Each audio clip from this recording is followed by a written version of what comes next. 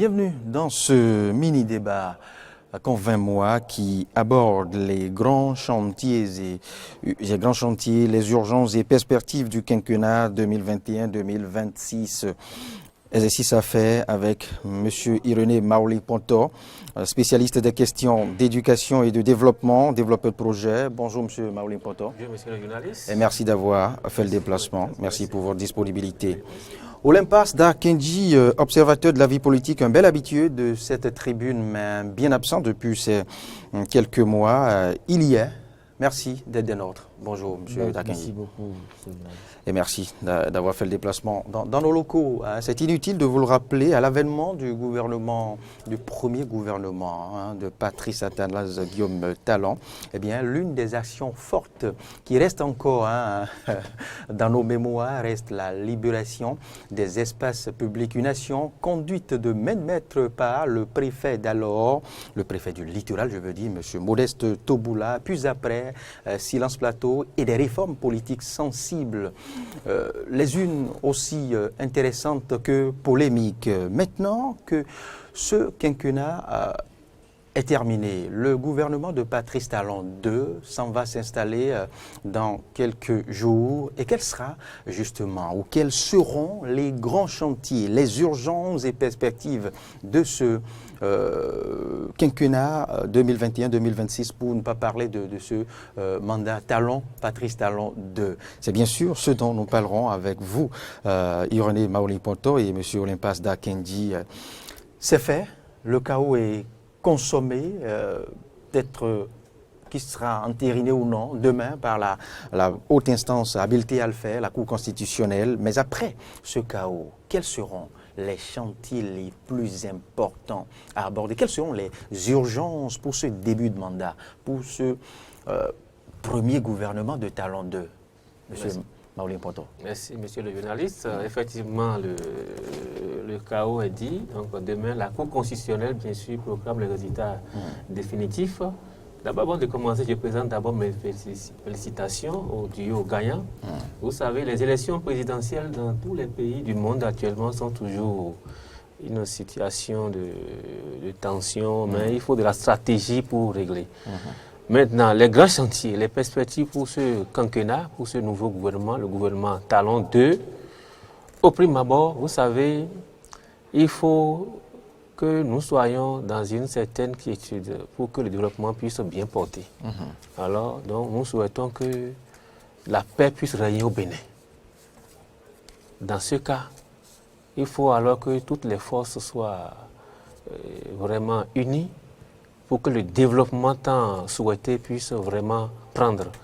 Vous savez, quand on attend le chef d'État même lors de la proclamation provisoire, ses premières impressions, qui dit que actuellement, il a compris comment gérer désormais ce pays, que le développement, ça y est. Et le nouveau gouvernement actuellement sera mis sous le signe du social, comme il a dit. Donc, les grands chantiers, selon notre observation, le Bénin n'est plus un petit pays. Nous sommes un pays en voie de développement. Donc, il y a les chantiers sur l'éducation, sur les grands travaux, sur la santé, et les questions d'emploi, les questions récurrentes d'emploi, les questions de la femme, ainsi de suite.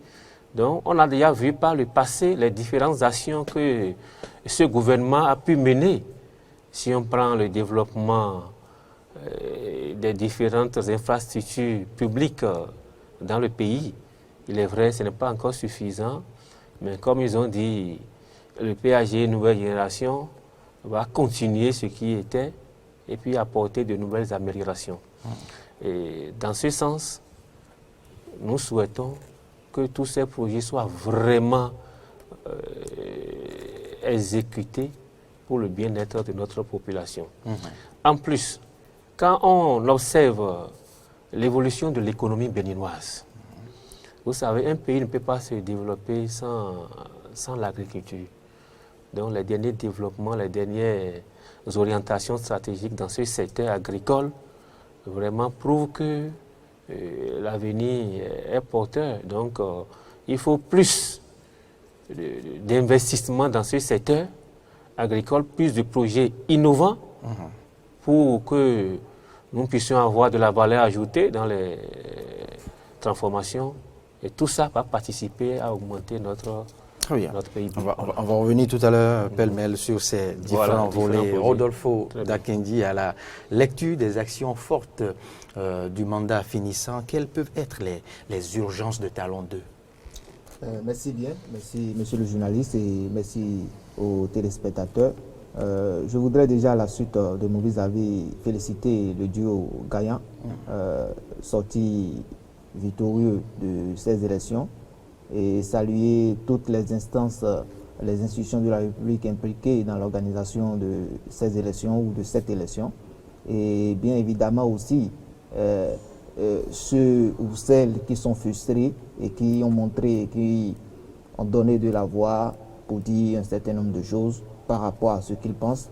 Je pense que c'est de leur droit, même si les manières sont peut-être à revoir. Le Bénin appartient à nous tous et il ne peut qu'y avoir développement que dans la quiétude, dans la paix, et que les uns et les autres se voient effectivement pour discuter, dialoguer. Le mandat écoulé a été un mandat de réforme, un mandat quelque peu éprouvant. Éprouvant pour nombre de Béninois parce que certaines réformes étaient incomprises par le grand nombre. Mais nécessaires. Mais nécessaires. Et je crois à un moment donné, et le gouvernement aussi a compris et a communiqué largement par rapport à un certain nombre d'actions qu'il entreprend. Et pour ce second quinquennat, déjà le projet de société du duo, c'est le développement, ça y est. Le développement, ça y est. À quoi doit-on s'attendre? C'est dire que ce ne sera plus forcément les réformes. C'est vrai, les réformes vont continuer, mais beaucoup plus de façon plus spécifique, le social, la question de l'éducation. Si on jette un regard sur le projet de société qu'a présenté le duo, nous avons vu que le duo a mis l'accent beaucoup plus sur la question de l'éducation, notamment la formation professionnelle, qui ne sera plus non seulement au niveau de nos lycées ou encore moins de nos collèges, mais également dans nos universités. Et que des étudiants qui sortent, soient capables de sortir de l'université au bout de 2 ans, 3 ans, et capables de faire quelque chose, aptes à faire quelque chose. Que nous n'ayons plus des gens qui doivent passer 4 ans, 5 ans de leur vie à l'université, sortir avec une licence et plus. Et qui ne servira peut-être à rien. Qui ne serviront peut-être à rien. Ou qu'à garnir les CV. Je pense que le chef de l'État l'a martelé. D'abord, sa première rencontre, sa toute première sortie a été avec les jeunes, notamment la couche estudiantine, et il a martelé, il a dit il faut véritablement que vous sortez des universités et pour que vous soyez capable de faire quelque chose. Et donc, on peut le prendre au mot, on peut croire en cela et savoir que au cours de ce mandat, cette question sera corrigée. L'autre chose aussi, c'est le social. Il y a les femmes, les mamans qui crient au marché, il y a la mévente, le panier de la ménagère est vide. Les mamans qui demandaient à l'autre ont toujours gardé leur panier vide. Ont toujours gardé leur panier vide. On se demande s'il arrivera un jour ce panier va se remplir. C'est finalement un refrain, mais je pense que à écouter le chef de l'État, il a bien dit que le développement sera maintenant à la porte de chacun de nous tous. Ce n'est pas que l'on va se mettre dans les rues ou bien se mettre faire des porte-à-porte et partager de l'argent à chacun. Non, mais chacun vivra effectivement du fruit de ses efforts. Et donc, on peut y croire et nous devons y croire et nous devons travailler à accompagner le gouvernement, quoi qu'en soit notre position, pour que véritablement le Bénin connaisse un essor. Et puisqu'on parle des grands chantiers et perspectives de ce quinquennat à venir, M. Maolipoto, vous deux, vous venez d'évoquer pêle-mêle les grands axes essentiels de ce, je dirais, les piliers. À savoir les réformes politiques, l'éducation, le social, l'économie, l'agriculture, l'énergie. Dans le social, on y met aussi l'éducation et la jeunesse, la part réservée à cette jeunesse. Alors, selon vous, à quel axe accorder de priorité en ce début de mandat? À quel axe? Les réformes politiques, le social, quel axe, selon vous, mérite d'avoir plus de prix aux yeux des gouvernants? Merci, monsieur le journaliste. L'axe premier, comme on le dit, puisque c'est le même gouvernement qui prend le second mandat. Ce n'est pas qu'il y a eu un changement de gouvernement. Non. Donc, à son premier mandat, il y a eu déjà plusieurs réformes dans tous ces secteurs qu'on vient d'énumérer. Et ces réformes, c'est ça qui ont causé vraiment des grincements dedans, parce que le peuple ne comprend pas là où il mène son pouvoir. Maintenant que c'est le même gouvernement qui revient, là, on ne veut pas parler encore de réformes, mais il faut maintenant des actes concrets. Et pour ces actes concrets, le tout premier acte qu'il faut actuellement pour que le Bénin puisse vraiment sentir, comme il a dit, je veux le prendre au mot. Il dit le Bénin est un grand pays, est un grand peuple. Nous venons de très loin et nous irons très loin. Que maintenant, chacun va sentir développement dans sa maison. Dans son être personnel, chacun va sentir développement dans sa maison. Ça veut dire que le premier acte, selon moi, c'est le social. Vraiment, il faut que le gouvernement puisse mettre en avant le social. Et quand on dit social, comme l'a dit mon vis-à-vis tout à l'heure, ce n'est pas de partager l'argent dans les maisons, non. Il y a plusieurs secteurs actuellement qui accrochent tout le monde. Je prends par exemple le secteur de l'énergie. Actuellement, le Bénin est en train de connaître un développement sur ce plan. Donc, s'il faut une subvention pour que le taux d'application sur le coût du kilowattheure puisse baisser. Le secteur de l'eau, il faut que la population ait accès facile à l'eau potable.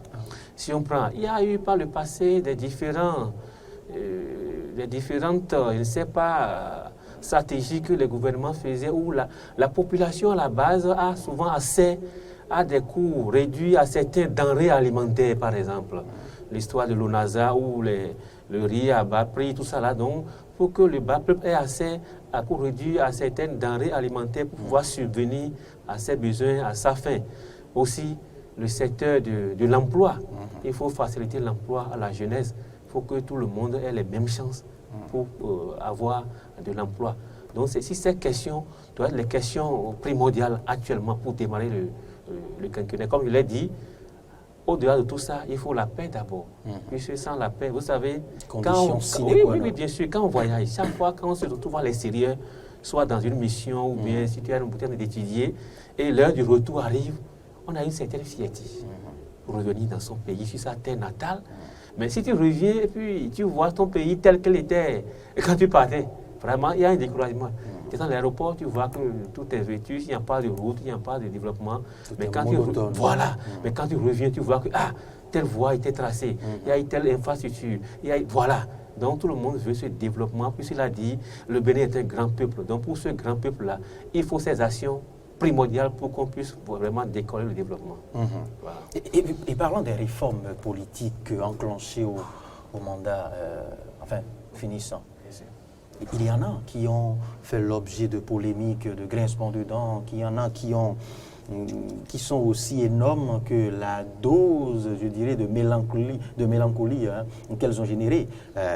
Ces réformes ne méritent-elles pas d'être revues, revisitées, toilettées quelque peu? Bien sûr, monsieur le journaliste. Tout ça, je disais tout à l'heure qu'il faut la paix. Quand je dis la paix, il y a beaucoup de choses là. La question de réconciliation se pose. Il est vrai, après les élections législatives passées, il y a eu beaucoup de soulèvements. Et suite à ça, il y a une commission que le chef d'État a mis en place pour réfléchir sur les mesures qu'il faut prendre pour revoir certains tests qui ont causé des problèmes pour qu'on puisse partir sur un bon débat. Mais cette commission a travaillé, ils ont déposé le rapport. Bon, il y a eu certaines lois qui ont été revues, tout ça là. Mais à mon entendement, après encore une autre élection présidentielle, les mêmes problèmes ont recommencé. Ça veut dire quelque part, il faut vraiment que la commission n'a pas touché alors tous les points sensibles de ces réformes-là. Les réformes concernant la loi fondamentale qui crée des problèmes actuellement. Donc si vraiment on veut la paix, donc ça veut dire que toutes ces têtes pensantes doivent se revoir pour voir quel point il faut toucher, quelle stratégie sur ces réformes-là on peut agir pour que réellement tout le monde puisse se sentir. Puis si l'enjeu est national, tout le monde se mobilise, tout le monde participe. Mais si il y a des frustrations, là, on ne pourra pas arriver. Et là, moi, je souhaite vivement que l'enjeu soit national. Monsieur Dakinji, tous les secteurs sont importants. On ne dira pas que le gouvernement pourra consacrer peut-être le mandat prochain à tel ou tel secteur au détriment d'autres. Tous les secteurs sont importants. Mais de cette importance naît une priorité. Oui, par où commencer? Et c'est cela, vous avez évoqué tout à l'heure les axes importants, je dirais les secteurs importants. Vous avez mis l'accent sur le social. Mais selon vous, la priorité doit être accordée à quel département? Enfin, en ce début, je veux dire. Merci bien. Je crois que dans mes propos liminaires tout à l'heure, je l'ai dit, mais je ne l'ai pas assez martelé. Il faut dialoguer. C'est d'abord le dialogue. Et dès les premières heures de prise de service du nouveau président, du président au lendemain de la prestation de serment, il faut dialoguer avec tous les acteurs politiques. Parce que même au sein de la grande famille présidentielle, la mouvance, il y a quelques désaccords. On a vu les uns et les autres sur le terrain mouiller véritablement le maillot pour que nous en sommes à ce résultat. Mais vous voyez déjà les guerres que les uns et les autres se livrent déjà au lendemain de cette victoire où chacun réclame la paternité de la victoire. C'est chose normale. Et au-delà de ça, il faut que le peuple comprenne ce qui est fait pour lui. Un fait banal, ça paraît banal, mais ça doit pouvoir nous inquiéter que même dans les compilations faites par la Sénat, que les grandes villes telles que Abomey-Calavi, Cotonou, qu'on ait assisté à un taux d'abstention aussi élevé que ça. Ça doit pouvoir interpeller la conscience de chacun d'entre nous. Et le chef de l'État, je pense qu'il est conscient de cela. Il doit pouvoir savoir que est-ce que le peuple m'a compris lors du premier mandat. Et pour entamer ce second mandat, il doit pouvoir essayer de baliser le terrain pour que les restaurer la confiance. Restaurer la confiance, pas comme l'a dit un autre duo, restaurer la confiance et mettre c'est tout de même important. Le développement en route. Mais l'aspect primordial, c'est le social. C'est le social. Le Béninois lambda doit être capable de vivre de son travail, doit être capable de s'épanouir par ce qu'il a appris à faire, doit être capable de joindre les deux bouts, les 3 repas au quotidien. Mais le Béninois compétent, qui travaille. Le Béninois compétent, pas le Béninois oisif. Pas le Béninois oisif. Et d'ailleurs, aucun Béninois, moi je ne pense pas qu'il y ait des gens qui soient oisifs ou qui décident d'être oisifs. Il y a un certain nombre d'aléas qui contraignent les gens à cette situation. Et donc, il faut véritablement que le gouvernement travaille, et le chef de l'État l'a promis, que le développement sera désormais à la porte de nos maisons, dans nos poches, et même nous allons même le sentir dans nos ventres. Donc, c'est dit déjà que nous n'allons pas manquer. Pourvu que ce ne soit pas une promesse électorale. Pourvu que ce ne soit pas une promesse électorale, mais comme on l'a dit, nous l'avons tous suivi tout au long de la campagne.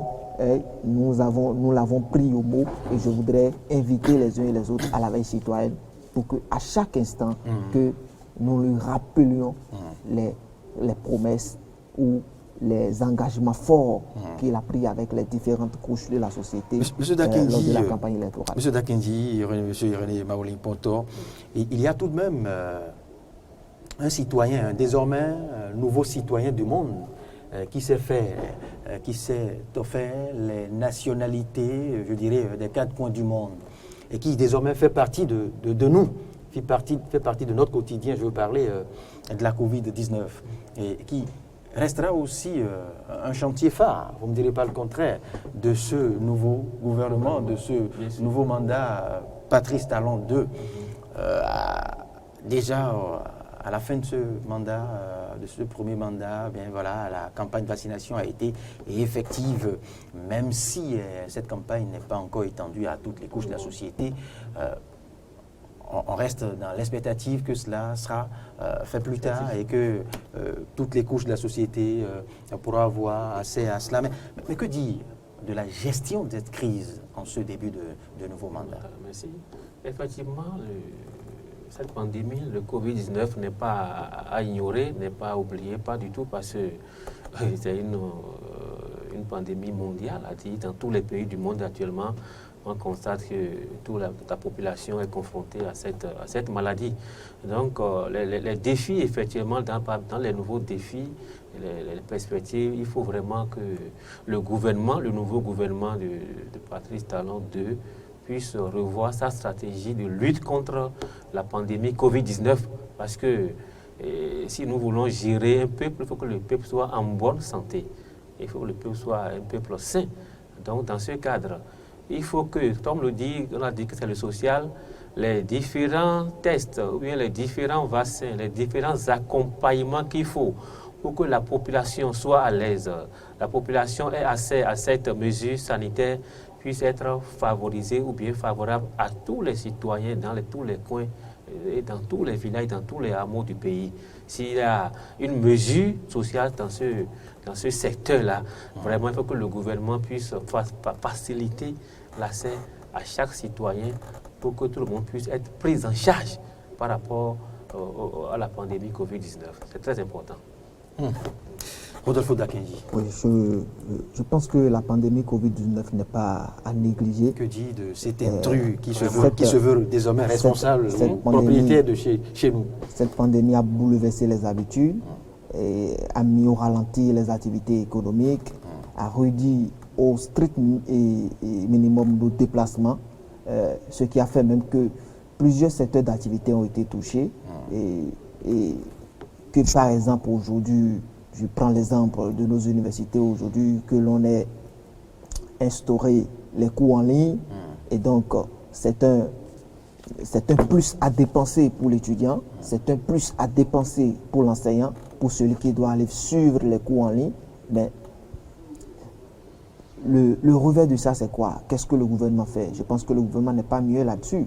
Il faut quand même faciliter l'accès. Le gouvernement a rendu accessible ces cours en ligne, en connexion. Oui, mais le gouvernement doit pouvoir faire, le gouvernement est conscient qu'il doit faire davantage, parce que les cours des forfaits Internet ne sont pas à portée de main à tous. C'est rendu hors connexion. C'est accessible.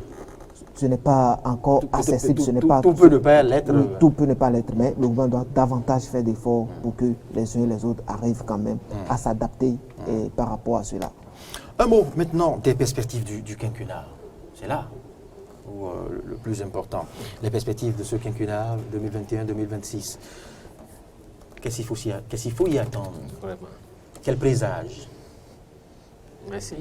Effectivement, pour les perspectives 2021-2026, pour le nouveau gouvernement, d'abord, comme il est déjà souligné tout à l'heure, il y a les grands projets que le gouvernement a déjà démarré dans son premier mandat. Et comme c'est le même gouvernement qui a la confiance, qui conduit encore ce second mandat, il faut que ces grands projets soient conduits à terme.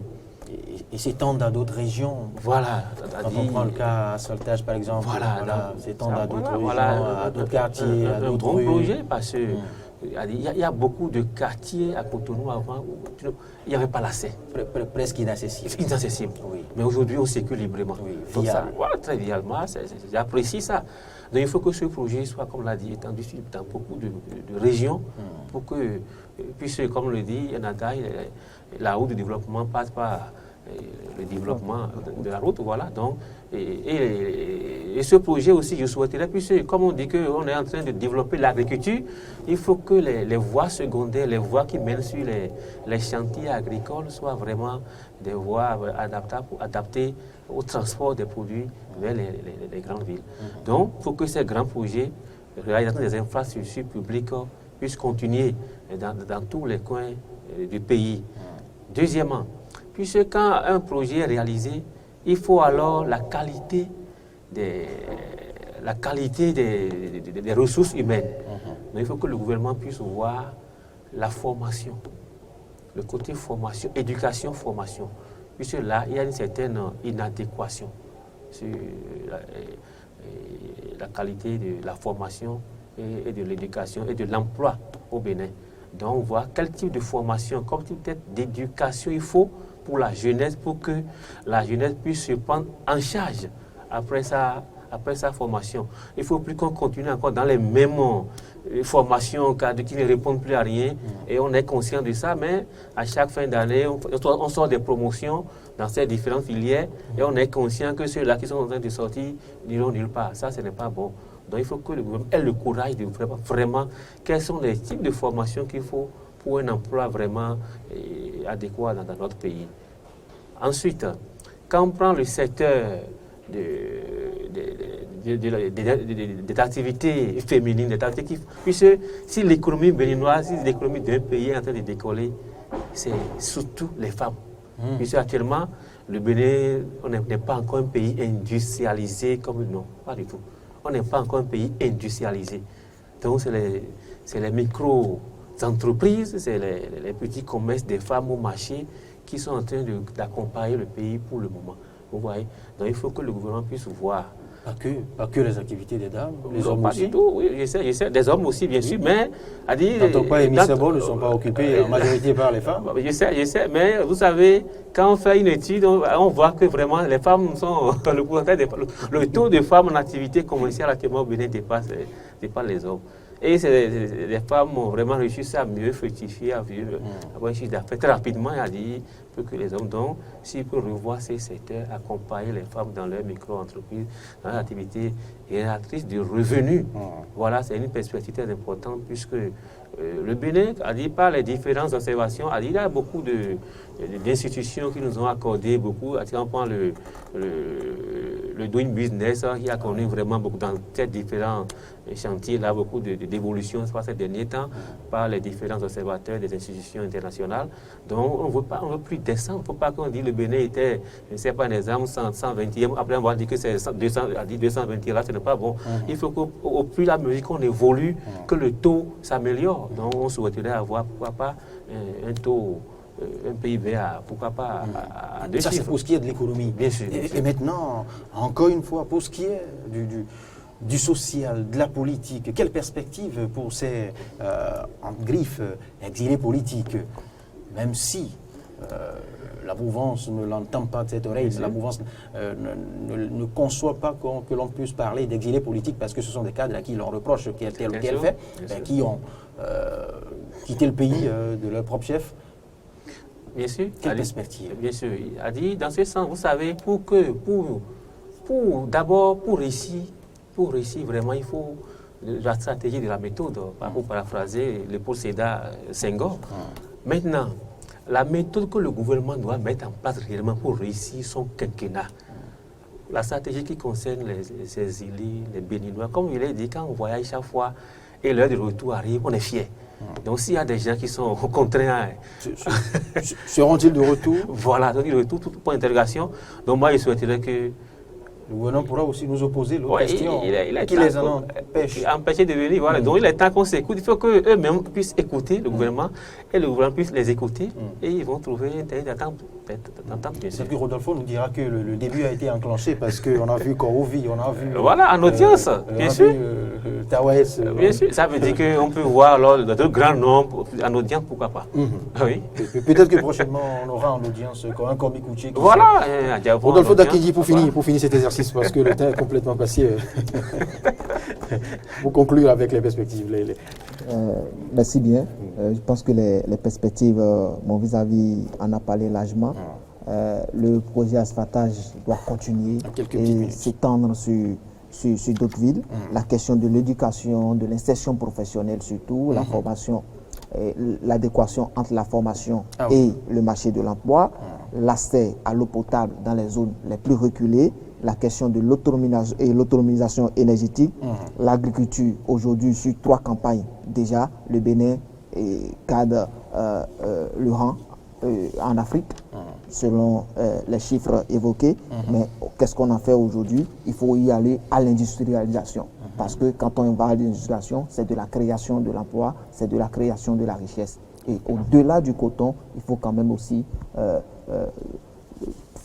promouvoir d'autres produits vivriers pour que les uns et les autres s'en sortent véritablement. Et donc voilà déjà les perspectives. Parce que le coton n'échoue pas à première vue dans nos plats. Monsieur Maurice Potor, 30 secondes pour prendre guise de mot de fin. Vraiment, merci beaucoup. Maintenant, il faut que vraiment ce nouveau quinquennat puisse participer réellement au développement de notre pays, parce que le Bénin en a besoin. Quand vous le dites, le premier n'a pas fait, le premier n'a pas été le cas. Oui, il y a eu beaucoup de réformes, c'est maintenant que, comme l'a dit le chef de l'État, il reconnaît que par le passé, il va corriger les insuffisances. Donc, je suis le chef d'État au mot par fait. Donc, je souhaite vraiment que ce gouvernement participe réellement au développement du pays et de toutes les couches de la nation pour qu'on puisse avoir une vie vraiment améliorée. Merci, Irene Maurice Potor, Olympas Dakenji. 15 secondes, 30 secondes. Je ne souhaite pas, je crois que le développement va continuer et que les uns et les autres peuvent faire confiance au président de la République. Merci. C'était les grands chantiers, les grandes urgences et perspectives du quinquennat 2021-2026 avec M. Irene Maurice Potor. Merci pour la disponibilité. Et M. Olympas Rodolfo Dakenji. On vous retrouve très bientôt pour décortiquer d'autres informations d'ordre sociopolitique et économique sur Eden Télévision. C'était Convainc-moi.